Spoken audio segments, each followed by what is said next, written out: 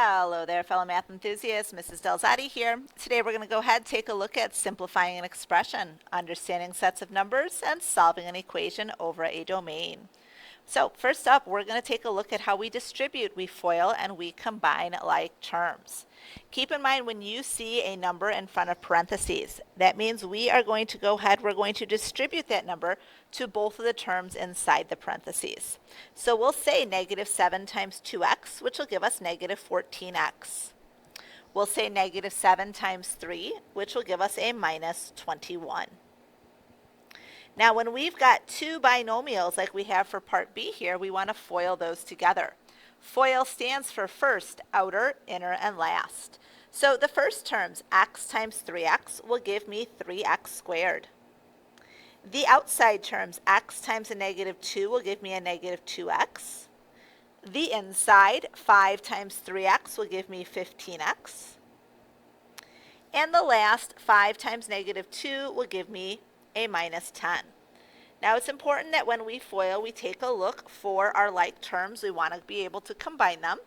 So when we do this, we've got 3x squared plus 13x minus 10.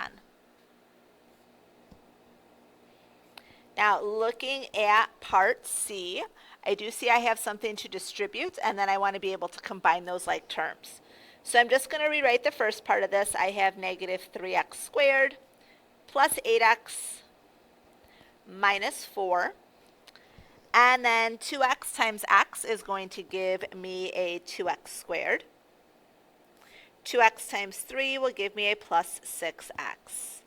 Now I'm looking for some like terms here. I'm going to start with the biggest exponents first. I have negative 3x squared and 2x squared, which will give me a negative x squared. I have 8x and 6x, which will give me 14x. And then my leftover is that minus 4, which appears last there. Now, whether we are working to simplify or we are working to go ahead and solve equations, we do need to follow our order of operations. Keep in mind we use the acronym PEMDAS, parentheses, exponents, multiplication and division, and then addition and subtraction. With multiplication and division, we do work from left to right. Same thing with addition and subtraction, we work from left to right.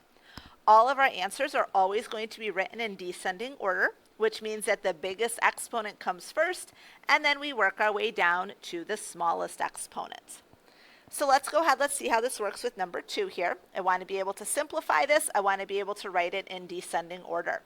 We're going to work from the inside on out. So I'm going to work first by distributing that negative a. So rewriting what I don't need just yet, I have 7a minus the quantity 9 minus a times 8 minus a times 11 is 11a. And then minus a times a is a minus a squared. I'm now going to distribute that negative a to all three of those pieces. So I have 7a minus the quantity 9 minus 8a plus 11a squared, and then plus a cubed. I have this negative sign that I still need to distribute here.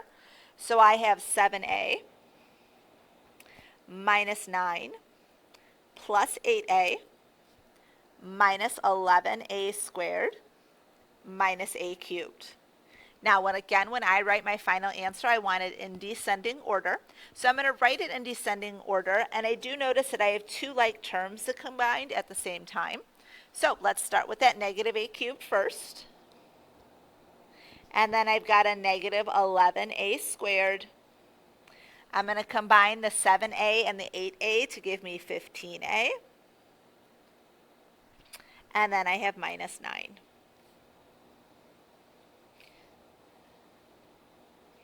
All right, so we've worked on simplifying an expression. We're going to be working with solving equations too. And we're going to be working on solving equations over specific domains. To understand those domains, we need to understand our sets of numbers. Now, any number that we can go ahead, we can think about is going to be part of what we call the complex number system.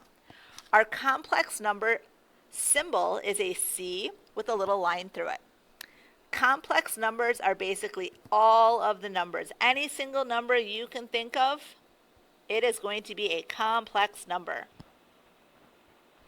Complex numbers we can write in the form a plus bi, where a is the real part and the bi is the imaginary part. And that's actually how complex numbers can be broken down. They can be broken down into real numbers and imaginary numbers. Real numbers we have a symbol for. It's a fancy looking R.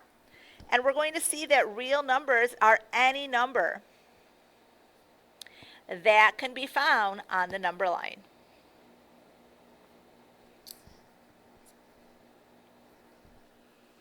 Should I get my eraser here? There we go. So any number that can be found on the number line. So it could be a decimal, it could be a fraction, it could be a root, it could be a whole number. Any number that's found on the number line is a real number. We also have our imaginary numbers. Imaginary numbers contain the number I.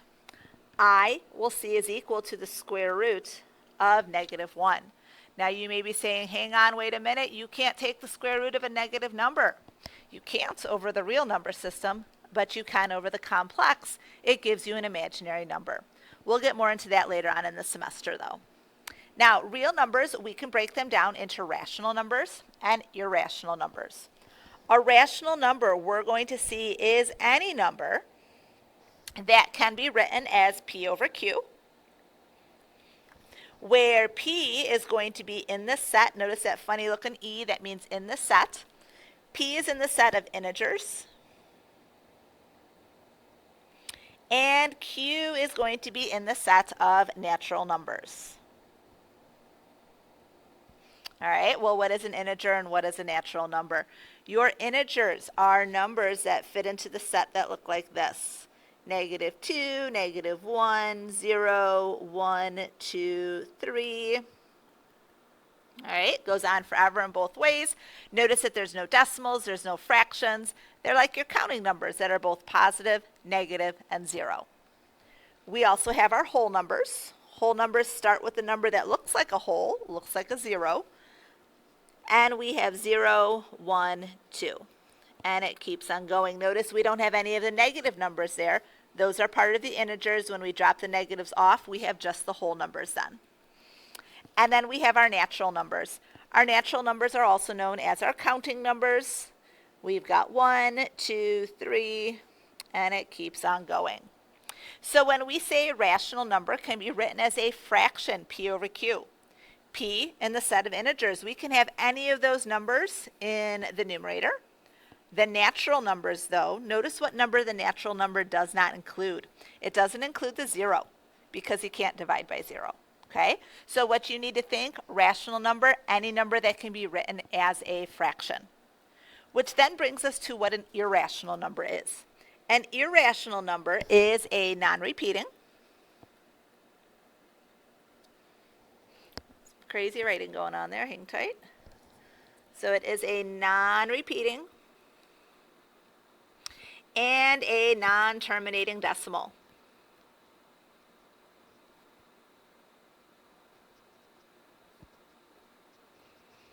So it can't be written as a fraction. Examples of irrational numbers, something like pi, 3.14159, and it keeps on going forever. It doesn't stop. It does not repeat. We're going to talk about the natural number e sometime this semester. That is another irrational number. Any of our roots that are not perfect roots, so for example, like the square root of 2, that would be an irrational number because it'll give us a decimal that does not repeat and does not terminate. Now, when we take a look at something like number 3 here, and we want to be able to list all of the sets of numbers for which the given number is an element of, you want to find the most specific one first, and then you're going to see that it is everything above it on that number tree. So as we look at A, 0.0500500005, that number, it's a decimal. It doesn't repeat. It doesn't terminate, which means that it is going to be an irrational number. Now, if it is an irrational number, it is also going to be an element of everything that's above it on the tree. So if it's irrational, it's also going to be real, and it is also going to be complex.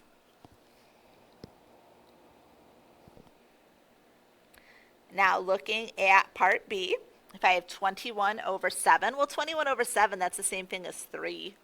3 happens to be a counting number. That's a natural number. And if it's natural, that means it's also whole, which means it's also an integer, which means that it is also rational, which means that it is also going to be real, and it will also be complex. So the most specific element first, and then we go ahead, we have everything that goes above it. All right, look at part C. I have the square root of negative 25, square root of a negative number. Square root of a negative number, well, that's imaginary. So it's an imaginary number. And if it is imaginary, it is also complex. Notice that these numbers, they all had one thing in common. They were all complex numbers. Okay, and that's always going to happen, just so we know, because a complex number is any number that we're ever going to go ahead and talk about. All right, now we are going to go ahead, we're going to get into being able to solve some different equations over some different domains. When we write our answer, we want to be able to write our answer using set notation. Set notation, we either have the brackets or we have the parentheses. Brackets are for the answers that we want. We'll go ahead, we'll put the number right inside. Parentheses are for the answers that we don't want. Those are our extraneous solutions. Okay, so for example, if we wanted to solve over the positive numbers and we got a negative number, well, the negative numbers, we don't want that as an answer. That would be an extraneous solution instead. Some other symbols that we're going to go ahead, we're going to make use of as we are solving these equations. We have our set of all real numbers. That's our fancy looking R. And we're also going to see that we also have a no solution. That is a circle that has a slash going through it. These two symbols, just so we know, they will never go inside either of our grouping symbols. Let's go ahead, let's write that down. They do not go inside either our curly cues or our parentheses. All right, so those stand alone. If you're saying the answer is a set of all reals, you leave it like that. If you're saying no solution, you leave it like that. You do not put it into the curly cue brackets or into the parentheses. Now, I do have a few more problems that we're going to go ahead and go over. Go ahead and find me part 2 of the video, please.